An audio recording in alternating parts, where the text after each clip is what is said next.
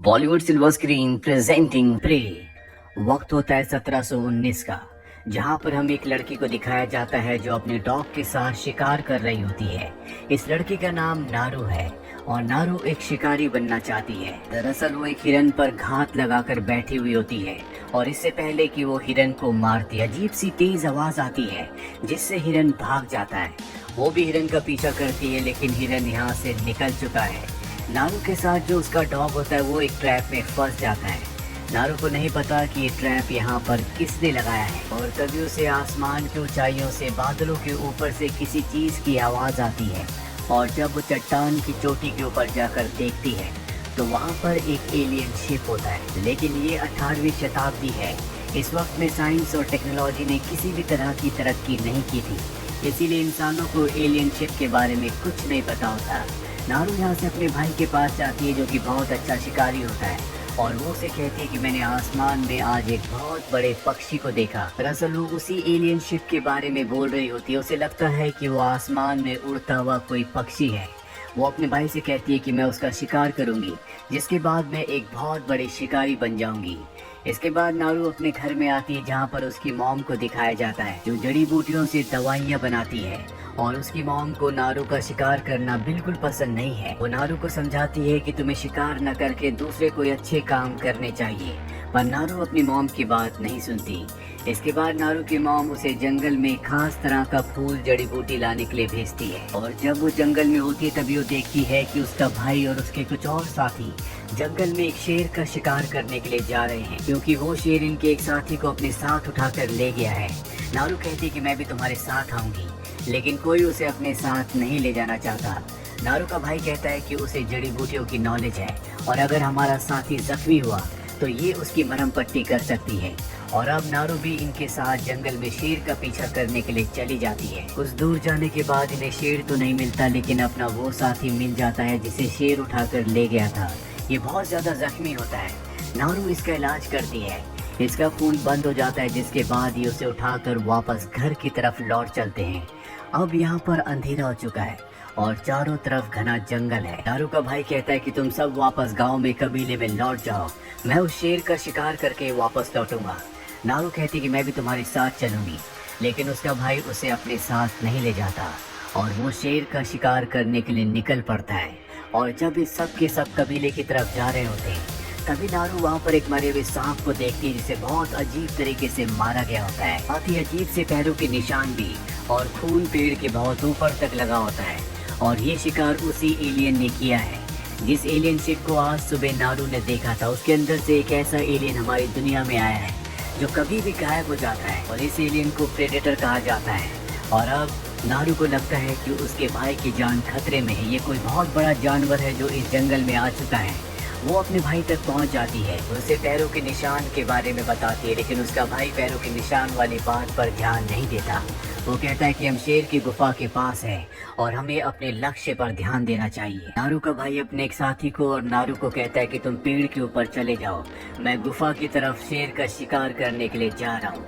वो गुफा की तरफ चला जाता है। नारू उस लड़की के साथ पेड़ के ऊपर चढ़ जाती है और तभी यहाँ पर शेर आ जाता है जो नारू के साथी के ऊपर हमला करके उसे मार देता है। इसके बाद वो नारू के ऊपर भी हमला करता है, लेकिन नारू उसे जख्मी कर देती है और तभी वो दूर जंगल में एक लाल रंग की रोशनी देखती है जिससे उसका ध्यान भटक जाता है और वो पेड़ से नीचे गिर के बेहोश हो जाती है। नारू को जब होश आता है तो वो अपने घर पर होती है। उसके भाई ने शेर को मार दिया है और अब उसे कबीले का नया चीफ बना दिया गया है। जंगल में इस शेर का बहुत आतंक था और अब शेर को मारने के बाद सबको ये लगता है कि खतरा पूरी तरह से टल चुका है। लेकिन नारू जानती है कि जंगल में कोई और भी चीज है जो शेर से भी खतरनाक है। वो अपने भाई को ये बात बताती है, लेकिन उसका भाई उसकी बातों पर विश्वास नहीं करता। अगली सुबह नारू को दिखाया जाता है जो अपने डॉग के साथ जंगल में उस दूसरे शिकारी को ढूंढने के लिए चली जाती है। वही हमें प्रेडेटर को दिखाया जाता है जो एक भेड़िए का शिकार कर देता है और यहाँ नारू उसी प्रेडेटर को ढूंढ रही है। जब वो जंगल में आगे बढ़ रही होती है तभी वो दलदल में गिर जाती है, लेकिन वो किसी तरह से रस्सी को पेड़ तक पहुंचाकर उस दलदल से बाहर आ जाती है। वो जब थोड़ा सा आगे जाती है तो देखती है कि वहाँ पर भालू ने एक शिकार किया है।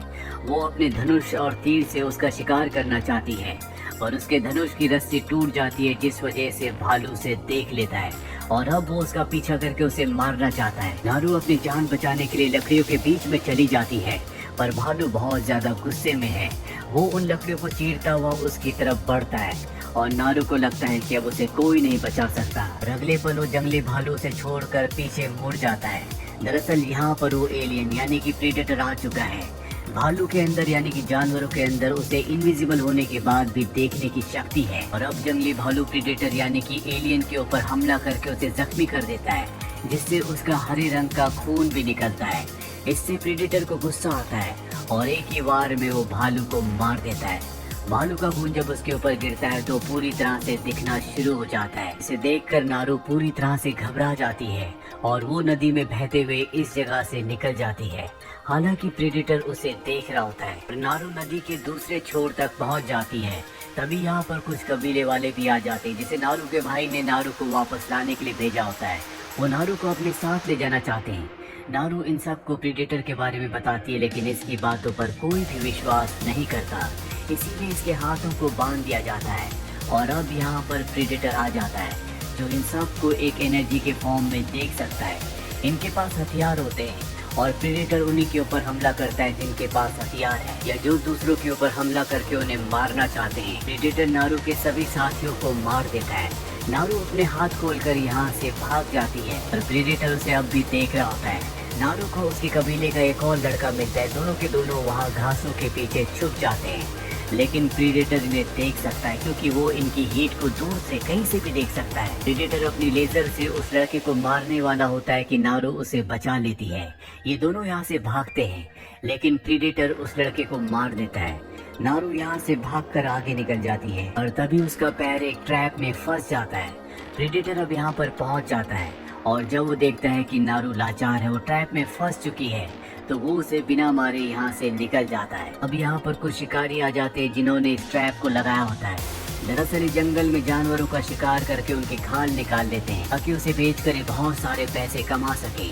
अभी नारू को अपने साथ अपने कबीले में ले जाते हैं, जहाँ पर उसे बंदी बना लिया जाता है। यहाँ पर एक आदमी नारू के पास आता है। वो नारू को बताता है कि एलियन ने यानी कि प्रेडेटर ने हमारे बहुत सारे साथियों को मार दिया है। अगर तुम उस प्रेडेटर के बारे में कुछ जानती हो तो हमें बता दो। नारू कहती है कि मैं उसके बारे में कुछ भी नहीं जानती। भी इनका सरदार आता है जिसके पास नारू का भाई होता है।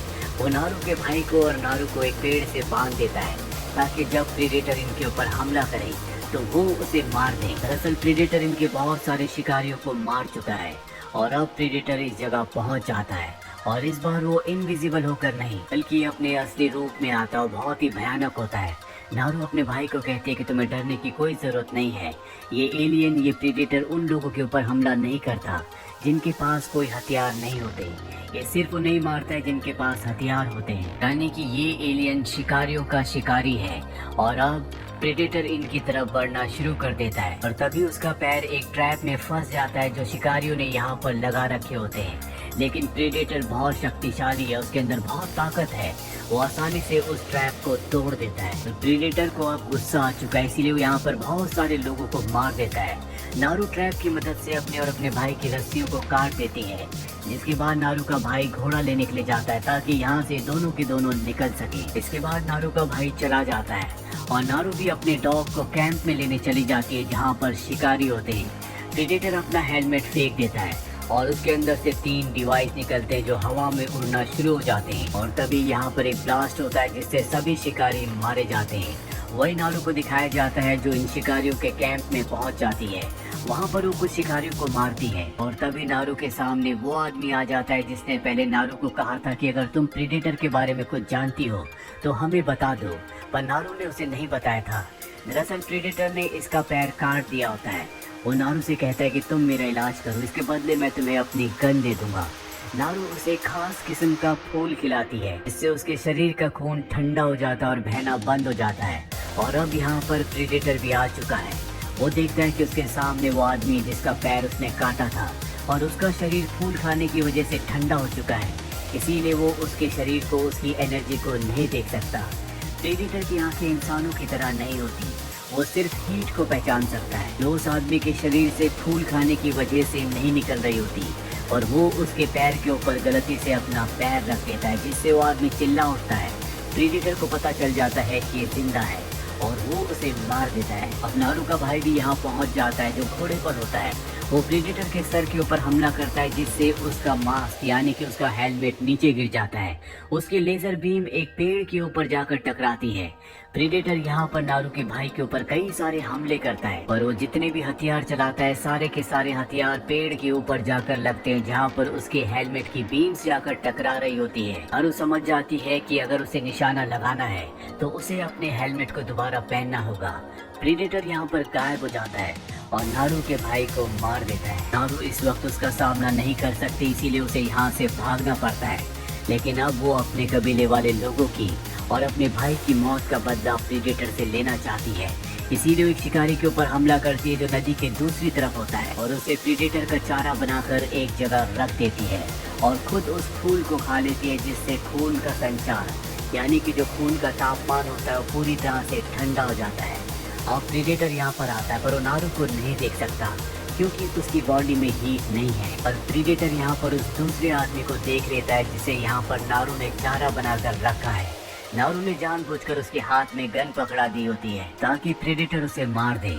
प्रेडेटर उसे मार देता है और नारू उसके पीछे गन लेकर खड़ी होती है। वो उसके सिर पर गोली चलाती है, जिससे उसका हेलमेट गिर जाता है। नारू उस हेलमेट को उठाकर जंगल के अंदर भाग जाती है। वो उसके मास्क को उसके हेलमेट को दो पत्थरों के बीच में रख देती है और चारों तरफ ट्रैप बिछा देती है, ताकि जब भी प्रेडेटर यहाँ पर अपने मास्क को लेने के लिए आए तो वो उसके ऊपर हमला कर दे। अब प्रेडेटर इस जगह पहुंच चुका है। नारू ऊपर से उसके ऊपर कूदकर उस पर कई हमले करती उसे जख्मी कर देती है। वो भी उसके ऊपर हमला करता है और इन दोनों के बीच में एक शानदार फाइट होती है। नारू को दिखाया जाता है जो एक बहुत ही अच्छी फाइटर है। वो प्रेडेटर का पूरी तरह से सामना करती है और इसके बाद वो दलदल के दूसरी तरफ चली जाती है। दरअसल ये वो जगह होती है जहाँ पर उसने प्रेडेटर के लिए पूरी तरह से जाल बिछाया होता है। अब प्रेडेटर उसकी तरफ बढ़ रहा होता है और सामने उसका हेलमेट भी होता है। नारू को पता है कि प्रेडेटर अगर कोई भी हथियार चलाएगा तो हथियार उसी निशाने पर लगेगा जहाँ पर उसके हेलमेट की, उसके मास्क की लेजर बीम्स जा रही होंगी। अब उसके सामने नारू है और नारू के पीछे हेलमेट होता है और तभी प्रेडेटर उस पर हमला करता है, उस पर हथियार चलाता है। लेकिन उसे नहीं पता होता कि उसके हेलमेट की, उसके मास्क की जो लेजर बीम्स हैं वो खुद प्रेडेटर के सर से टकरा रही हैं और जैसे वो हमला करता है तो उसका हथियार उसे ही मार देता है, जिससे इस प्रेडेटर की, इस खतरनाक एलियन की मौत हो जाती है। जिसके बाद नारू वापस अपने कबीले में आती है। उसके पास प्रेडेटर का सर भी होता है, साथ ही उसने उसके हरे खून को अपने चेहरे पर लगा रखा होता है और अब नारू को कबीले का नया चीफ बना दिया जाता है। नारू जो हमेशा से करना चाहती थी उसने वो कर दिया है। अब वो एक बहुत बड़ी शिकारी है जिसने शायद इस प्लेनेट का सबसे बड़ा शिकार किया है। और इसी के साथ ये कहानी यहीं पर खत्म हो जाती है। ये मूवी ईयर 2022 में रिलीज हुई थी। IMDb पर इसकी रेटिंग है 7.2। उम्मीद करते हैं कि ये कहानी आपको पसंद आई होगी।